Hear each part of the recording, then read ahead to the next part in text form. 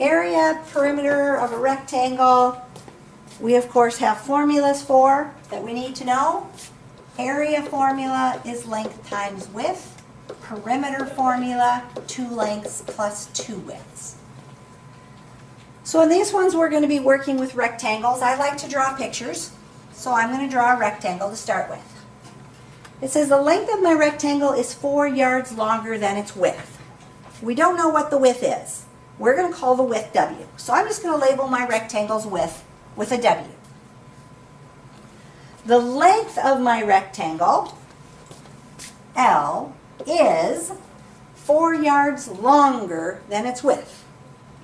If I'm going to do 4 yards longer than something, it means I'm adding 4 to the width. So I'm going to have W plus 4. I'm going to go ahead and label my rectangle as W plus 4. So here I have my rectangle.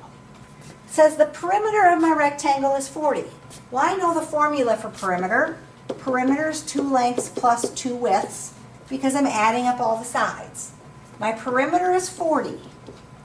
I'm going to replace the length with W plus 4.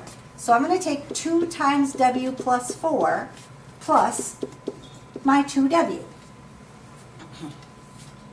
Getting rid of my parentheses, 40 is equal to 2W plus 8 plus 2W then. Combining my like terms, 40 equals 4W plus 8. Now before I go any farther, to see how that makes sense with what we have here, perimeter is adding up all the sides. This side would also be W, this side would be W plus 4. If I add all the sides, I have 1, 2, 3, 4 W's, and then 4 plus 4 is 8. 4W plus 8 is my perimeter. We know that it equals 40. Solving that, we're going to minus the 8. 40 minus 8 would be 32 equals 4W. And then, of course, we have to divide by 4. So W equals 8. I know the width of my rectangle is 8. I'm just going to go over here and label that width as 8.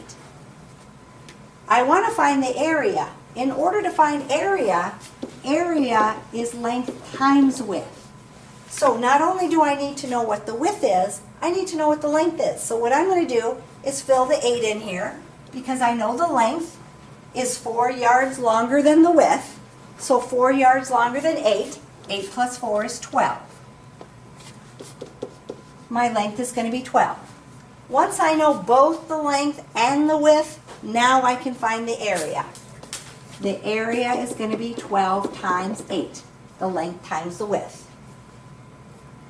12 times 8 is 96. It's an area, so we're in square units, so 96 yards squared.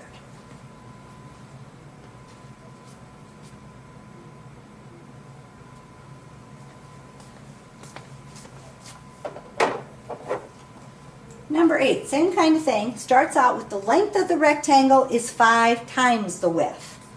The length is 5 times the width, so 5W. So if I have my rectangle, the width is just the plain W, the length is 5W. Again, it talks about the perimeter being 84. Perimeter, 2 lengths plus 2 widths. So 84 is equal to 2 times the length, which we changed to 5W, plus 2W. So 84 is going to equal 2 times 5W is 10W. 10W, excuse me. 10W plus 2W is 12W. Again, thinking about our rectangle, if I'm doing the perimeter, this side is W, this side is 5W. If I add all my sides, 5, 10, 11, 12, I get 12W for my perimeter. Yes, I do. Solving that for W, I just divide by my 12. 84 divided by 12 gives me 7. So my width equals 7. So same type of thing, I want to find the area. We know that area is length times width. We do know the width is 7. We need to find what the number for the length is. We know that the length is 5 times the width. So 5 times 7, going to give me 35, right? Now I can find the area.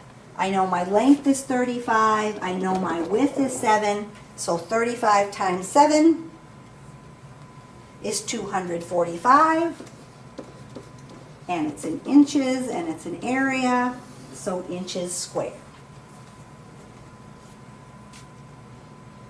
So on these two that start out with perimeter, sometimes you're going to have adding because it's longer, and sometimes you'll have multiplying because it's times, and so watch and pay attention for which one you're doing there. Number 9 is just a little bit different, still using these same formulas, but this one's going to start with area first instead of perimeter first. Going to start the same way. The length of my rectangle is 3 times my width. So my length is equal to 3W. If I draw my rectangle, my width is W, my length is 3W. The area is 108 meters squared. Formula for area is length times width. So 108, don't worry about the label since it's area, it's square units, but that doesn't have anything to do with the 108. So 108 is equal to the length, which we said was 3W, times the width, which is a plain W. So we have to think about what happens when you do a W times another W. W times W is W squared. So 108 is equal to 3W squared. 3W times 1W is 3W squared. I want to solve that, so I'm going to start by getting rid of my coefficient. I'm going to divide by 3. 108 divided by 3 is 36.